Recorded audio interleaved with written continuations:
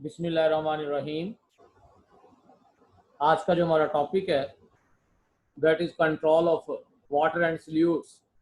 हम डिस्कस करेंगे osmo regulation and excretion in animals. सबसे पहले हम बात कर लेते हैं यहाँ पर एक्सक्रीशन की। एक्सक्रीशन क्या चीज़ है? तो एक्सक्रीशन असल में जो भी न्यूट्रिएंट्स हम इनटेक करते हैं सेल लेवल पे उनका मेटाबॉलिज्म होता है, और जब उनका मेटाबॉलिज्म होता है तो मेटाबॉलिज्म के नतीजे में उनसे वेस्ट प्रोडक्ट्स बनती हैं। जैसे कार्बोहाइड्रेट का मेटाबॉलिज्म हो तो कार्बन डाइऑक्साइड और वाटर बनेंगे, साथ में एनर्जी तो बननी ही है। लिपिड्स का मेटाबॉलिज्म हो तब भी कार्बन डाइऑक्साइड और वाटर बनेंगे। डीएनए, आरएनए या प्रोटीन्स का मेटाबॉलिज्म हो तो उससे जो है वो ना सिर्फ कार्बन डाइऑक्साइड और आरएनए कार्बन डाइऑक्साइड और वाटर बनेगा, बल्कि साथ साथ अमाइनो ग्रुप कंटेनिंग कंपाउंड यानी कि अमोनिया बनेगी। इस अमोनिया को फिर यूरिया या यूरिक एसिड में कन्वर्ट करते हुए जिस्म से निकालना होगा। उसके अलावा कुछ नाइट्रोजनस बेसिस हैं वो भी बनेंगी, कुछ सल्यूट्स हैं जैसे कुछ आयंस वगैरह हैं वो भी मेटाबॉलिज्म के नतीजे में प्रोड्यूस होंगे। तो एक्सक्रीशन इन मेटाबॉलिक वेस्ट को जिस्म से बाहर निकालना है। ठीक है, excretion is the elimination of metabolic waste from the animal body. इस मेटाबॉलिक वेस्ट में carbon dioxide, water, excess nitrogen और सल्यूट्स, ये एक ब्रॉड टर्म हम नजर लें। अगर हम इसको स्पेसिफिक लेके आए तो हम लोग यूज करते हैं excretion is the removal of nitrogenous waste. ठीक है, असल में excretion is the removal of metabolic waste, particularly nitrogen containing compounds.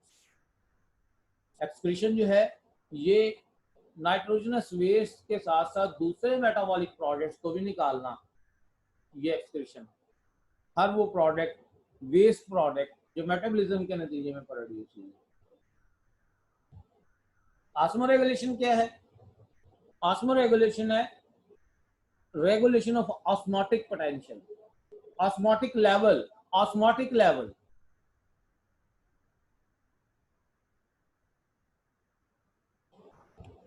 अब ऑस्मो रेगुलेटर में दो चीजें आएंगी, रेगुलेशन है वाटर की और रेगुलेशन है सॉल्यूट्स की, दोनों चीजों की। ठीक है, वाटर की रेगुलेशन भी है, सॉल्यूट्स की रेगुलेशन। तो सॉल्वेंट और सॉल्यूट दोनों को रेगुलेट करना, दोनों को मेंटेन करना एनिमल बॉडी के अंदर, ये है ऑस्मो रेगुलेशन।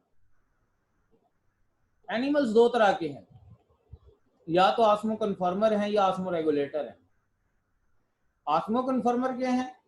ये वो एनिमल्स हैं जो अपने इंटरनल ऑस्मोटिक लेवल को बिल्कुल वैसे ही रखते हैं जैसे एक्सटर्नल एनवायरनमेंट में। यानी कि अगर एक एनिमल के जो बॉडी फ्लूइड्स हैं, उस एनिमल के बॉडी फ्लूइड्स का जो ऑस्मोटिक लेवल है, ऑस्मोटिक कंसंट्रेशन है, that is equal that of the medium, जिस मीडियम में वो रह रहा है एनिमल, फ्रेश वाटर में रह रहा है या मैरीन वाटर में रह रहा है, जहां भी रह रहा है वो, तो जो उसके हैबिटेट का, जो उसके मीडियम का ऑस्मोटिक लेवल है, अगर वही ऑस्मोटिक लेवल वो अपने अंदर बॉडी फ्लूइड्स का भी रखता है, तो this kind of animal is called as osmoconformer. Mostly जो इन्वर्टिब्रेट्स हैं वो ऑस्मो कन्फर्मर है। ठीक है, और ऑस्मो रेगुलेटर्स वो है जो अपने इंटरनल बॉडी फ्लूइड्स को एक रेंज के अंदर मेंटेन रखते हैं। अब बाहर बॉडी फ्लूइड से बाहर जो ऑस्मोटिक कंसंट्रेशन है एनवायरनमेंट की, वो ऑस्मोटिक कंसंट्रेशन बेशक वो जो उसमें ऑस्मोटिक लेवल, उसमें सॉल्यूट पोटेंशियल ज्यादा हो रही हो या कम हो रही हो, ये क्या करेंगे, ये अपने बॉडी के अंदर जो इसकी वाटर पोटेंशियल और सॉल्यूट पोटेंशियल है, यानी कि उसका जो ऑस्मोटिक लेवल है वो एक रेंज के अंदर अंदर जो वो मेंटेन रखेंगे। अगर एनवायरनमेंट के अंदर जब वो पानी की कमी हो रही होगी और इनका पानी लॉस हो रहा होगा, तो ये वाटर को कंजर्व करने की, ठीक है, तो ये वाटर को कंजर्व करने की कोशिश करेंगे। अगर जो है वो इनके अंदर पानी की अबंडेंस होगी, फ्लडिंग ऑफ वाटर हो रही होगी, तो ये उस पानी को जो है वो जिस्म से निकाल लेंगे। अगर इनको सॉल्यूट्स की जरूरत पड़ रही होगी, ये सॉल्यूट्स इनटेक करेंगे। अगर सॉल्यूट्स को रिमूव करने की जरूरत पड़ रही होगी, ज्यादा से ज्यादा कंसंट्रेटेड यूरिन प्रोड्यूस करेंगे। मीन इनकी कोशिश होगी to maintain the osmotic level in a range, in a fairly constant range. ठीक है, तो ऐसे एनिमल्स को हम क्या नाम देते हैं? ऑस्मो रेगुलेटर्स का नाम देते हैं। अब ज्यादातर वर्टिब्रेट्स ऑस्मो रेगुलेटर हैं।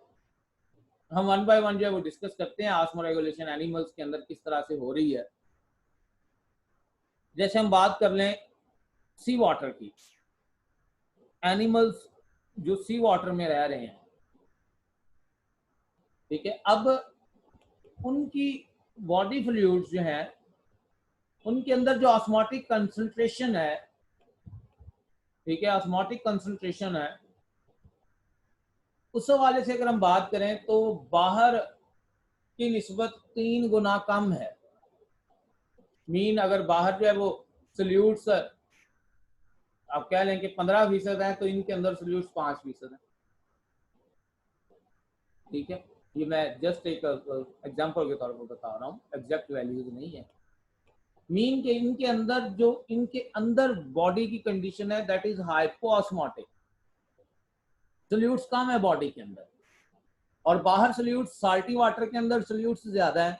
अब इनको प्रॉब्लम क्या हो रहा होगा? बाहर से ज्यादा सल्यूट्स भी जिस्म में दाखिल हो रहे होंगे और अंदर से ज्यादा सॉल्वेंट यानी कि पानी वो जिस्म को लीव कर रहा होगा। तो इनको प्रॉब्लम ये है कि इनका एनवायरनमेंट जो सी वाटर में रह रहे हैं उनका एनवायरनमेंट हाइपरटोनिक है, और हाइपरटोनिक के अंदर क्या हो रहा है? वाटर लॉस हो रहा है। अब इस वाटर लॉस को बचाने के लिए ये क्या करेंगे? They should have to conserve water. ये डिहाइड्रेशन से बचने के लिए उस पानी को बचाएंगे, उस पानी को अपने जिस्म के अंदर रखेंगे। ठीक है, इसके लिए फिर वो क्या करेंगे? वो ज्यादा से ज्यादा कंसंट्रेटेड यूरिन पैदा करेंगे, जिसमें ज्यादा से ज्यादा साल्ट्स को वो जिस्म से बाहर निकालेंगे और सॉल्वेंट को जिस्म के अंदर कंजर्व रखेंगे। लेकिन जो फ्रेश वाटर एनिमल्स हैं उनको हाइपोटोनिक एनवायरनमेंट दिखने को मिल रहा है, उनके एनवायरनमेंट में वाटर ज्यादा है, सल्यूट्स कम है, उनको फ्लडिंग ऑफ वाटर हो रही है, उनको जो है वो पानी बहुत ज्यादा उनके जिस्म में दाखिल हो रहा है। तो वो क्या करेंगे?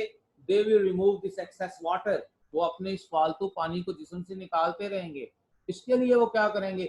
ज्यादा डायल्यूट यूरिन प्रोड्यूस करेंगे। यूरिन के अंदर ज्यादा से ज्यादा वाटर होगा, कम से कम साल्ट होंगे। ठीक है, जिस तरह से सी वाटर के अंदर जो एनिमल्स हैं दे आर कंजर्विंग वाटर, जो फ्रेश वाटर एनिमल्स हैं दे आर कंजर्विंग साल्ट्स, वो साल्ट्स को कंजर्व करने की कोशिश करेंगे। जो लैंड एनिमल्स हैं, ठीक है, उनके हवाले से अगर हम बात करें तो सराउंडिंग एयर की निस्बत उनके बॉडी फ्लूइड्स के अंदर वाटर कंसंट्रेशन ज्यादा है, लेकिन एनवायरनमेंट ड्राई है, एनवायरनमेंट हॉट है, थर्मो रेगुलेटरी स्ट्रेटजीज भी साथ करना पड़ती हैं, एवेपोरेटिव लॉस वाटर का हो रहा है। ठीक है, पानी जो है वो डिहाइड्रेशन इन एनिमल्स की हो रही है क्योंकि बाहर बड़ी खुश्की है और इनके जिस्म के अंदर जो पानी मौजूद है वो एवेपोरेशन के थ्रू वो जो है वो जा रहा है, डिस्पोज हो रहा है पानी ज्यादा। इसका मतलब है कि जो लैंड एनिमल है उनको भी प्रॉब्लम यही है कि उनका वाटर लॉस हो रहा है, और उसका सोल्यूशन वो क्या निकालेंगे? दे विल कंजर्व वाटर, वो पानी को कंजर्व करेंगे ज्यादा से ज्यादा। अब उनके ऑर्गन्स ऐसे मॉडिफाई हो चुके होंगे कि वो पानी को ज्यादा से ज्यादा कंजर्व करें, पानी को ज्यादा से ज्यादा बचाएं। जैसे हम किडनी की बात कर लें, वर्टिब्रेट किडनी, उसके अंदर बड़ी एबिलिटी है वाटर कंजर्व करने की। पर्टिकुलरली अगर मैमिलियन किडनी की बात करें दैट कैन कंजर्व 99.5% वाटर। ठीक है, तो उनके ऑर्गन्स ऐसे हो चुके हुए हैं कि they should have to conserve water. ठीक है, उनको पानी को कंजर्व करना होगा, ऑस्मो रेगुलेशन करना होगी एक्सक्रीशन के साथ साथ। क्यों? क्योंकि उनके एनवायरनमेंट में, टर्रेस्ट्रियल एनवायरनमेंट में पानी की कमी है। ठीक हो गया। अब एनिमल्स जब ऑस्मो रेगुलेशन करते हैं तो एनिमल्स की ऑस्मो रेगुलेशन यानी कि अगर उनको पानी को इनटेक करना पड़ रहा है तब भी, अगर उनको पानी को ज्यादा से ज्यादा निकालना पड़ रहा है तब भी, वो डिपेंड कर रहा है किस चीज के ऊपर? एनवायरनमेंट की कंडीशन के ऊपर। एनवायरनमेंट कैसा है? साल्टी वाटर है, फ्रेश वाटर है, टर्रेस्ट्रियल है।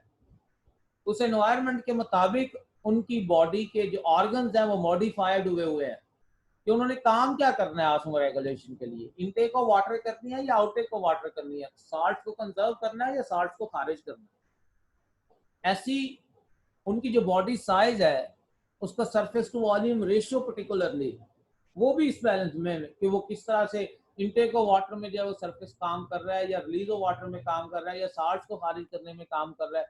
तो इनके ऑर्गन्स वो भी मॉडिफाइड हुए हैं अकॉर्डिंग टू एनवायरमेंटल कंडीशन, और इनका बॉडी साइज वो भी मॉडिफाइड हुआ है according to environmental condition for the osmoregulation and excretion. तो बाकी हम इंशाल्लाह डिटेल के साथ ऑस्मोरेगुलेशन और एक्सक्रीशन को हर एक रिप्रेजेंटेटिव ग्रुप में अलग अलग से जो डिस्कस करेंगे। पहले हम बात कर लेंगे मुख्तलिफ जो है वो वर्टिब्रेट्स के अंदर कौन कौन सी स्ट्रक्चर्स हैं, किडनी किस किस फॉर्म में मौजूद होते हैं, और फिर हम इंशाल्लाह जो है बात करेंगे कि ये किडनी काम कैसे करते हैं। तो ऑस्मोरेगुलेशन और एक्सक्रीशन के लिए वर्टिब्रेट्स के अंदर मेन स्ट्रक्चर जो मौजूद है वो किडनी मौजूद है। इंशाल्लाह वो हम नेक्स्ट लेक्चर में डिस्कस करेंगे। सिर्फ टर्म ऑस्मोरेगुलेशन और एक्सक्रीशन के लिए अगर कोई क्वेश्चन है तो आप मुझे व्हाट्सएप कर सकते हैं या आप जो मुझे मेल कर सकते हैं। अल्लाह।